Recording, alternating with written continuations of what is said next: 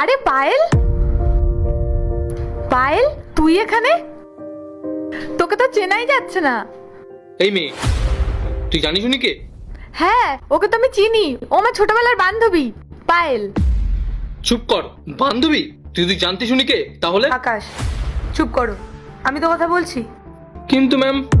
কোনো কিন্তু না, তুমি নিজের কাজে যাও, আমি ওর সাথে কথা বলছি। যাও। রিয়া, তুই এখানে কি করছিস? আর তুই এখানে হাউসকিপিং এর কাজ করছিস কেন?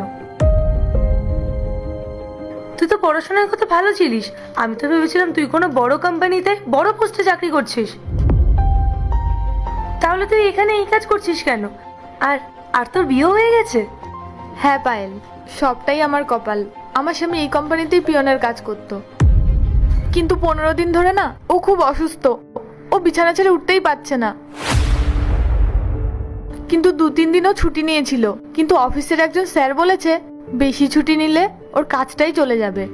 সংসারটা চালাতে আর ওর কাজটা বাঁচাতে আমি ওর জায়গায় এসেছি। আচ্ছা এসব বাদ দে, তুই বল তুই এখানে কি করছিস? আমি আমি তো এই কোম্পানির ম্যানেজার। ম্যানেজমেন্ট থেকে শুরু করে যাবতীয় সমস্ত দায়িত্ব আমাকেই সামলাতে হয়। বাহ, খুব ভালো। তাহলে তখন রোজ আমাদের দেখা হবে। কোনো সমস্যা হলে বা কথা বলতে ইচ্ছা করলে আমি তোর কাছে চলে আসব। অবশ্যই আসবি, তুই তো আমার সব থেকে পুরনো বান্ধবী।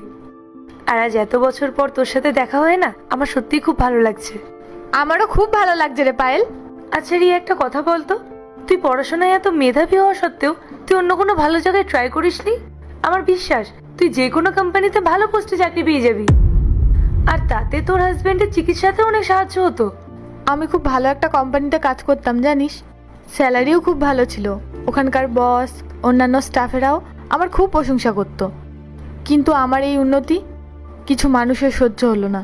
তারা ভাবলো আমি ওখানে থাকলে হয়তো তাদের কোনো কাজের সমস্যা হতে পারে বা তাদের প্রমোশন আটকে যেতে পারে। তাই ওরা আমার উপরে মিথ্যে চুরির বদনাম দিয়ে আমাকে কাজ থেকে বের করে দিল। আমি কাজ খোঁজার অনেক চেষ্টা করেছি, কিন্তু কোথাও কাজ পাইনি। ওরা আমার সিভি নষ্ট করে দিয়েছে। তাই কোনো উপায় না পেয়ে বাধ্য হয়ে আমি এই কাজই করছি। আচ্ছা ঠিক আছে, মন খারাপ করিস না, যা হওয়ার ছিল তা হয়ে গেছে। এখন কোনো টেনশন করিস না, আমাদের রোজই তো দেখা হবে। আচ্ছা শোন, আমি এখন আসছি, কেমন? হ্যাঁ, তুই নিজের খেয়াল রাখিস। তুই যা।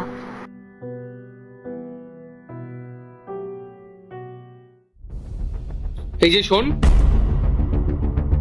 তুই যে ম্যাডামের নাম ধরে রাখছিলি, তুই জানিস উনি কে? কেন জানবো না? ও তো আমার ছোটবেলারই বান্ধবী। আমরা তো স্কুল কলেজে একসাথেই কাটিয়েছি।